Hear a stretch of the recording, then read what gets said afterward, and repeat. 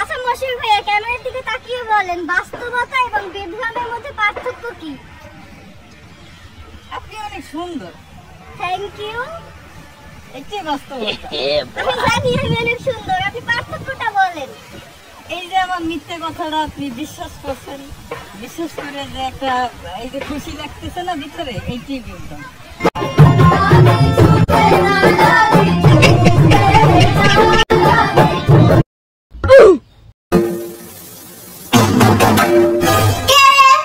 আমরা সে গেল দরজা খোলেন। দরজা কে খুলবো? আপনার সাথে কথা আছে।